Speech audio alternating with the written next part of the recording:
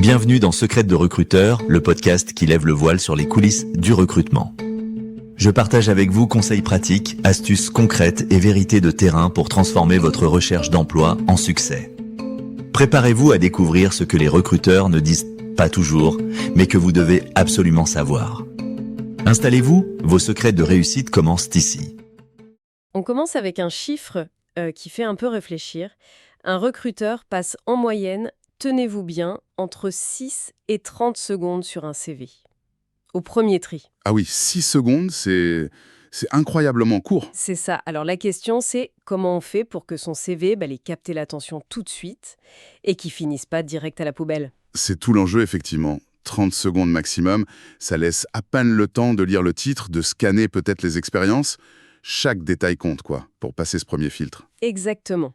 Alors aujourd'hui, on va regarder d'un peu plus près les erreurs, les plus communes, celles qui peuvent vraiment saboter une candidature avant même qu'elle ait une chance. Notre discussion, elle s'appuie sur un article qui détaille les 7 erreurs qui font passer votre CV à la corbeille et surtout comment les éviter. D'accord. Donc l'objectif, si je comprends bien, c'est de décortiquer un peu ces pièges classiques et puis de donner des stratégies concrètes pour que le CV, qu'on soit junior ou déjà en poste, il ait l'impact qu'on veut, qu'il ouvre la porte, C'est exactement ça. Alors, allons-y. On commence par la première erreur, celle qui saute aux yeux tout de suite. Souvent sous-estimée, mais critique pour la première impression. C'est la présentation, la mise en page. Ah oui, la forme. La forme. Une présentation un peu brouillonne, des couleurs criardes, des polices illisibles ou trop fantaisistes, un manque d'aération aussi. Tout ça, ça peut rebuter direct. Absolument. On voit aussi des CV surchargés sans hiérarchie claire, ou même des formats de fichiers un peu exotiques, impossibles à ouvrir facilement. Ça donne une image pas très pro, non ? C'est exactement ça. Et en fait, ce qui est intéressant, c'est que ça envoie un message subliminal sur le manque de soin, peut-être de rigueur du candidat. Oui.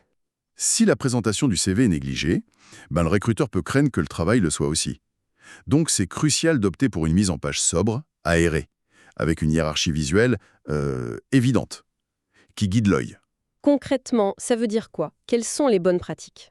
Alors, concrètement, utilisez une ou deux polices classiques, lisibles, Arial, Calibri, ce genre de choses, en taille 10-12 points, c'est bien. Structurées en sections claires. Expérience, formation, compétences. Mettre des titres bien visibles. Utiliser des puces pour les listes, ça aide beaucoup à lire. Et surtout, le truc technique essentiel, enregistrer et envoyer en PDF. Toujours. Ah oui, le PDF. Pourquoi c'est si important ? Parce que ça préserve la mise en forme. Partout. Quel que soit l'ordinateur, le logiciel du recruteur, le CV apparaîtra tel que vous l'avez conçu. Pas de mauvaise surprise. Ok, c'est noté. PDF, clarté, sobriété. On passe à l'erreur numéro 2. Une autre bête noire. J'imagine déjà.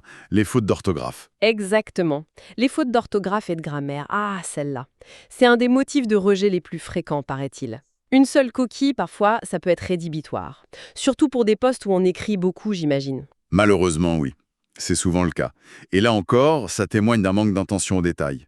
Un recruteur peut légitimement se dire, si la personne ne prend pas le temps de relire son propre CV, est-ce qu'elle sera méticuleuse dans son travail ? C'est logique. Surtout pour des postes en communication, rédaction ou même en gestion où il y a des rapports à écrire, c'est vu comme un manque de professionnalisme assez flagrant. Les erreurs d'accord, de conjugaison, les homophones type C ou C, les fautes de frappe. Oui, ça pique les yeux. Mais comment on fait pour être sûr de ne rien laisser passer ? On a beau relire, parfois on finit par ne plus voir ses propres fautes. C'est le problème, l'œil s'habitue. Alors, plusieurs astuces. La première, simple, laisser reposer le CV. Quelques heures ou même une journée avant de le relire une dernière fois. Ça aide à prendre du recul. D'accord. Deuxième astuce, lire à voix haute. Ça marche très bien. On repère plus facilement les phrases qui sonnent mal, les répétitions, les erreurs de syntaxe qu'on ne voit pas en lecture silencieuse. Ah, pas bête ça. Troisième point, utilisez les correcteurs automatiques. C'est utile, mais attention, il ne faut pas s'y fier aveuglement. Il ne voit pas tout, surtout les erreurs de contexte ou les homophones. Et donc la solution ultime, c'est toujours de faire relire par quelqu'un d'autre. Ça reste le plus sûr, oui. Un regard neuf, que ce soit un ami, un collègue, quelqu'un qui a l'œil. C'est souvent impitoyable avec les coquilles qu'on a ratées. C'est vraiment une bonne pratique. D'accord, conseil noté. On enchaîne avec la troisième erreur, une erreur plus stratégique, disons. C'est le fait de proposer un CV générique, non adapté au poste. Ah oui, le fameux CV passe-partout. Exactement. On est tenté de faire un seul CV et puis de l'envoyer à toutes les offres qui ont l'air de coller. Mais apparemment, c'est une stratégie perdante. C'est une erreur très très fréquente. Et ça diminue vraiment les chances. Pourquoi? Parce qu'un CV générique, il ne répond pas spécifiquement aux besoins de l'offre. Le recruteur, lui, il cherche quelqu'un pour un besoin précis, une mission définie. Et le CV générique donne l'impression qu'on n'a pas fait l'effort de comprendre. C'est ça. Ça donne l'impression que le candidat n'a pas vraiment creusé le poste, l'entreprise, qui postule un peu en masse, quoi. Et puis, il y a un autre aspect important aujourd'hui. Les logiciels de tri, les ATS. Exactement, les Applicant Tracking Systems. De plus en plus d'entreprises les utilisent pour un premier tri. Et ces logiciels, ils cherchent quoi? Des mots-clés. Les mots-clés de l'annonce. Ah, Si votre CV est générique, il y a de fortes chances qu'il ne contienne pas tous les bons mots-clés, ou pas assez. Résultat, même si vous êtes qualifié, votre CV risque d'être écarté automatiquement, sans même qu'un humain ne le voie. c'est un peu angoissant ça. On peut être parfait pour le poste et se faire recaler par un robot. Alors, comment on fait? La seule solution, c'est la personnalisation. Systématique. Ça prend du temps, ça. Oui, ça demande un effort pour chaque candidature, c'est vrai. Mais c'est indispensable. Il faut commencer par décortiquer l'offre d'emploi, repérer les compétences clés, les missions, le vocabulaire utilisé. Et ensuite, adapter son CV. Adapter comment? Modifier le titre du CV pour qu'il colle à l'intitulé du poste. Rédiger une petite accroche personnalisée juste en dessous du titre qui montre pourquoi vous êtes pertinent pour ce poste. Réorganiser peut-être les expériences pour mettre en avant les plus importantes pour l'offre et surtout reformuler les descriptions de vos missions passées. Utiliser les mots-clés de l'annonce, mettre en lumière les réalisations qui correspondent aux besoins. C'est vraiment un travail d'ajustement fin à chaque fois. C'est un investissement, mais ça montre la motivation et la compréhension du besoin. Ça fait toute la différence. D'accord. Passons à un sujet un peu plus sensible. L'erreur numéro 4, donner des informations personnelles inappropriées. Qu'est-ce qui n'a vraiment rien à faire sur un CV? Alors là, il faut être très clair. Tout ce qui ne concerne pas directement l'évaluation des compétences professionnelles, ça doit rester en dehors du CV. Par exemple. Situation familiale. Marié, célibataire, enfant, ça ne regarde pas le recruteur. L'âge ou la date de naissance, pareil. Les opinions politiques, religieuses, l'origine ethnique, tout ça c'est non seulement pas pertinent, mais ça peut créer des biais, des discriminations, et c'est illégal d'en tenir compte. Et la photo? On en met une ou pas? Le débat revient souvent. C'est une bonne question. En règle générale, sauf pour certains métiers très spécifiques, l'image, le spectacle, l'accueil ou l'apparence peut être jugée pertinente, il vaut mieux ne pas en mettre. Pourquoi? Toujours pour éviter les biais, liés à l'apparence, à l'âge perçu, à l'origine. Mieux vaut être jugé uniquement sur ses compétences et son parcours.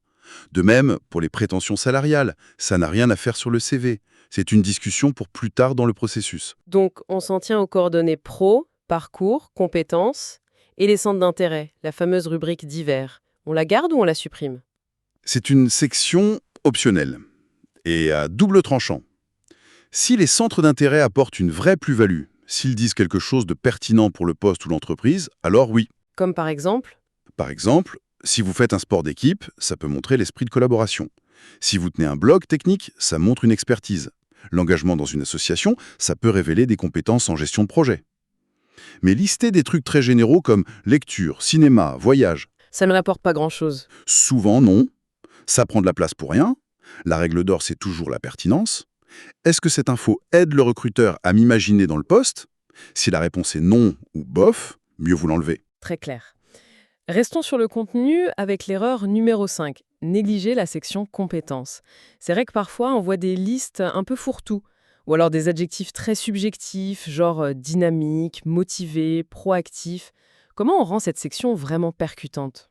C'est dommage de la négliger parce qu'elle est stratégique. Elle permet de voir rapidement ce que le candidat sait faire. Pour qu'elle soit efficace, il faut éviter le côté liste de courses, justement. Il faut la structurer. C'est-à-dire? Regrouper les compétences par grandes catégories. Logique, par exemple. Compétences techniques, les logiciels, les langages de programmation. Compétences linguistiques, compétences managériales si c'est pertinent. Compétences interpersonnelles ou comportementales, les fameux soft skills. Ça rend la lecture beaucoup plus facile. D'accord. Et pour le niveau, on voit souvent des petites barres de progression, des pourcentages. C'est une bonne idée, ça? Bof. Ces indicateurs graphiques, c'est souvent très subjectif. Qu'est-ce que ça veut dire 4 étoiles sur 5 en esprit d'équipe? Pas grand-chose, en effet. Il vaut mieux utiliser des échelles reconnues ou des termes clairs. Pour les langues, par exemple, le standard européen CE-CRL avec les niveaux A1, A2, B1, B2, C1, C2. Ça, tout le monde comprend. Et pour les logiciels ou les compétences techniques? On peut utiliser des termes comme notion, utilisation régulière, maîtrise, expertise. Ou encore mieux, donner un exemple concret. Au lieu de juste Photoshop, dire maîtrise de Photoshop pour création de support marketing. Ça parle plus. Et surtout, on ne met que les compétences pertinentes pour le poste visé. Pas la peine de tout lister. La qualité avant la quantité. Sélectionner, structurer, être précis. Compris. Ça nous amène à l'erreur 6 qui touche vraiment le cœur du CV Noé. Mal présenter son parcours professionnel. L'erreur classique, c'est de juste lister ses tâches au lieu de mettre en avant ses résultats, ses réalisations. Exactement. C'est une différence fondamentale. Le recruteur, il veut pas juste savoir ce que vous faisiez au jour le jour. Il veut savoir ce que vous avez accompli. Quel a été votre impact? Donc il faut passer d'une simple description de poste à une démonstration de résultats. C'est ça. Concrètement, ça veut dire toujours utiliser l'ordre antéchronologique, le plus récent en premier. C'est le standard, c'est ce que les recruteurs attendent. D'accord. Et pour chaque expérience, Pour chaque expérience, on met bien l'intitulé du poste, le nom de l'entreprise, les dates, mois et années. C'est mieux. Et ensuite, dans la description, on utilise des verbes d'action forts. Pas juste gestion de projet, mais j'ai géré un projet de X euros, j'ai développé telle solution, j'ai optimisé tel processus. Des verbes qui montrent ce que vous avez fait. et le point clé, c'est de quantifier. Oui, absolument. Quantifier dès que c'est possible. Quels ont été les résultats concrets? Donner des chiffres. Pourcentage d'augmentation du chiffre d'affaires, taille de l'équipe gérée, budget administré, nombre de projets réussis, réduction des coûts obtenus, amélioration mesurable. Même si ce ne sont que des estimations, ça donne du poids, ça rend les choses tangibles.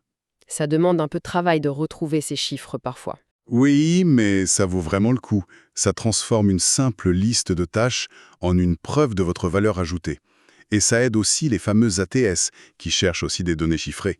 Et une question qui revient souvent. Les trous dans le CV, les périodes sans emploi. On fait quoi avec ça? On essaye de les masquer? Surtout pas. La transparence, c'est mieux. Qu'il s'agisse d'une formation, d'un projet perso, d'un voyage, d'une pause pour raison familiale, ou juste d'une recherche d'emploi, il faut être prêt à l'expliquer. Simplement, honnêtement, et si possible positivement lors de l'entretien. On peut éventuellement mentionner une formation suivie pendant cette période sur le CV, si c'est pertinent. Mais l'important, c'est d'être clair avec ça. Ok, pas de camouflage. On arrive à la dernière erreur, la numéro 7. Oublier les informations de contact ou faire des erreurs avec les références. Ça paraît tellement basique, mais j'imagine que ça arrive. Ça arrive, oui, plus qu'on ne croit. Des coordonnées incomplètes, un numéro de téléphone erroné, une faute de frappe dans l'adresse email, et hop, le recruteur ne peut pas vous joindre. C'est bête, mais ça arrive. Et l'adresse email elle-même? Ah oui, il faut une adresse email sobre, professionnelle. Idéalement, prénom.nom@chixel. Les vieilles adresses, genre lolcats99 ou darksasuku du 67, ça le fait moyen pour une candidature. On est d'accord. Il faut aussi vérifier son numéro de téléphone et s'assurer qu'on a une messagerie vocale configurée, avec un message simple et pro, juste au cas où on rate l'appel du recruteur. Des détails logistiques, mais cruciaux. Et les références alors? Quelle est la bonne pratique? On met les noms et contacts des anciens chefs sur le CV? Non, en général, on ne fait pas ça. D'abord, c'est une question de respect de la vie privée des référents. On ne donne pas leurs coordonnées comme ça. D'accord. Ensuite, ça permet de garder le contrôle. La bonne approche, c'est de préparer une liste de références à part, sur un document séparé, avec les noms, fonctions, entreprises et coordonnées à jour des personnes qui ont accepté d'être vos référents. Des gens qui vous connaissent bien professionnellement. Exactement. Anciens managers, clients importants, collègues clés. Et sur le CV, on met juste une petite phrase du style « référence disponible sur demande ». Et le point le plus important avec les références? C'est de toujours demander l'autorisation à ses référents avant de donner leurs coordonnées. C'est la base. Et même, c'est bien de les prévenir quand on transmet leur nom pour un poste précis. Leur rafraîchir la mémoire sur le contexte, sur ce qu'on a fait ensemble. Un référent prévenu, c'est un référent plus efficace. Excellent conseil. Bon, on a fait le tour des 7 erreurs principales. Si on devait résumer maintenant les grands principes pour un CV qui claque, qui soit vraiment percutant. Le maître mot, je crois que c'est vraiment la pertinence. Chaque chose sur le CV doit servir la candidature pour ce poste précis. Ça veut dire personnaliser, mais aussi être concis. Oui, la concision. Éliminer le superflu. Exactement, aller à l'essentiel, pour ne pas noyer l'information importante. Et la longueur. 1 page, 2 pages. C'est toujours le débat. L'idéal, ça reste une seule page. Surtout pour les profils qui ont, disons, moins de 10 ans d'expérience. 2 pages, ça peut se justifier pour des profils très expérimentés, avec une longue carrière, beaucoup de réalisations. Mais c'est vraiment le maximum. Au-delà, on risque de perdre le lecteur. Il faut adapter le niveau de détail aussi, j'imagine. Oui, un jeune diplômé va peut-être détailler un peu plus sa formation, ses stages. Un cadre senior va se concentrer sur ses dernières expériences, ses réussites majeures. C'est une question d'équilibre et de pertinence, encore une fois. Et puis, un CV, ce n'est pas gravé dans le marbre. C'est un document vivant. Il faut le mettre à jour régulièrement. À chaque nouvelle compétence, chaque formation, chaque projet réussi. Garder une sorte de CV master à jour, ça peut aider pour les adaptations futures. Bonne idée, ça. Et ne pas hésiter à demander des avis extérieurs. Un collègue, un mentor, un pro DRH. Un regard extérieur, ça aide énormément à voir les points faibles, ce qu'on peut améliorer. Donc, pour résumer les pièges à éviter, la présentation négligée, les fautes qui tuent, le CV générique, les infos perso inutiles, les compétences floues, le parcours décrit comme une liste de tâches et les oublis sur les contacts ou les références. C'est une très bonne synthèse.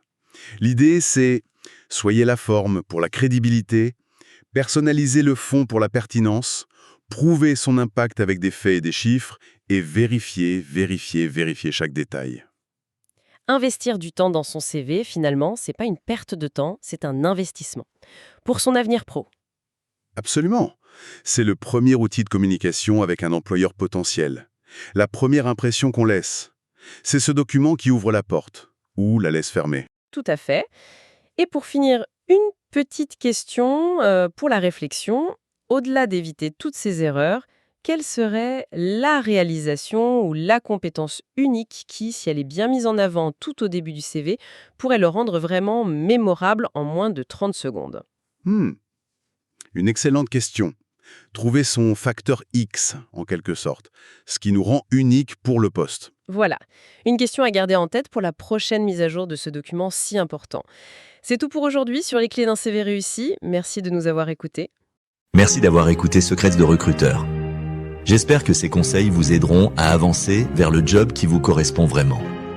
Pour retrouver encore plus d'astuces, de ressources et nos dernières opportunités, rendez-vous dès maintenant sur www.recrute-talent.fr. Et si ce podcast vous a plu, abonnez-vous et partagez-le autour de vous pour aider d'autres candidats. À très bientôt pour un nouvel épisode.